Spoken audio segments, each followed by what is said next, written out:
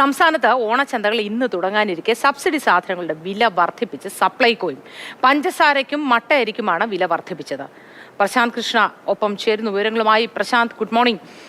വളരെ വലിയൊരു good morning ഒന്നും പറയാൻ തോന്നുന്നില്ല, കാരണം സാധാരണക്കാരനെ ആശ്രയിക്കുന്നതാണ് സപ്ലൈകോ സ്റ്റോറുകളെ. അവിടെ അരിക്കും പഞ്ചസാരയ്ക്കും പോലെ നിത്യോപയോഗ സാധനങ്ങൾക്ക് ഇത്രയധികം വില കൂടിയാൽ സാധാരണ മനുഷ്യനെ എങ്ങനെയാണ് സമാധാനമായി ഓണം ആഘോഷിക്കുക?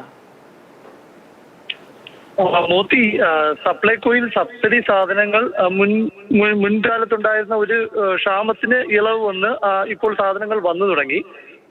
ഈ ഘട്ടത്തിലാണ് സംസ്ഥാന സർക്കാരിന്റെ ഭാഗത്ത് നിന്ന് ഈ ഓണക്കാലത്ത് സാധാരണക്കാർക്ക് ഒരു തിരിച്ചടി ഉണ്ടാകുന്നത്. അതായത് ഇന്നലെ മുതൽ ഈ 13 സബ്സിഡി സാധനങ്ങളിൽ 2 സബ്സിഡി സാധനങ്ങൾക്ക് വില കൂട്ടാനുള്ള തീരുമാനമെടുത്ത് നടപ്പാക്കി കഴിഞ്ഞിരിക്കുന്നു. അതായത് വില കൂടിയിരിക്കുന്നു. അതിൽ പഞ്ചസാരയ്ക്കും മട്ടയരിക്കുമാണ് വില കൂടിയിരിക്കുന്നത്. പഞ്ചസാരയ്ക്കും മട്ടയരിക്കും 1 കിലോ പഞ്ചസാരയുടെ വില 33 രൂപ, മട്ടയരിയുടെ വിലയും 33 രൂപയായി പുതുക്കി നിശ്ചയിച്ചിരിക്കുകയാണ്. അതായത് മട്ടയരിക്ക് 3 രൂപയുടെ വില വർധനയാണ് നടപ്പാക്കിയിരിക്കുന്നത്. നേരത്തെ ഫെബ്രുവരി മാസത്തിലാണ് 8 വർഷത്തിന് ശേഷം സംസ്ഥാന സർക്കാർ സബ്സിഡി സാധനങ്ങളുടെ വില പുതുക്കി നിശ്ചയിച്ചത്. അതായത് വിപണി വിലയുടെ 35% സബ്സിഡിയായി നൽകിയാണ് വില നിശ്ചയിച്ചത്. അപ്പോൾ 30 രൂപയായിരുന്നു ഫെബ്രുവരി മാസം മുതൽ സപ്ലൈകോയിൽ മട്ടയരിയുടെ വില. അത് 30 എന്നുള്ളത് 33 രൂപയായി 3 രൂപയുടെ വില വർധന ഉണ്ടായിരിക്കുന്നു. പഞ്ചസാര കഴിഞ്ഞ 1 വർഷമായി സപ്ലൈകോയിൽ കിട്ടാനില്ലായിരുന്നു.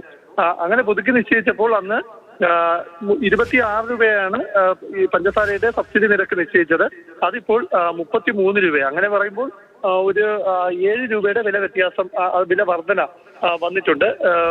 നോൺ സബ്സിഡി പഞ്ചസാരയ്ക്ക് ഇപ്പോൾ വില 39 രൂപയാണ് സപ്ലൈകോ ചുമത്തുന്നത്. ഏതായാലും ഈ 13 സബ്സിഡി സാധനങ്ങളിൽ 11 എണ്ണത്തിന് നിലവിലെ വില തുടരും.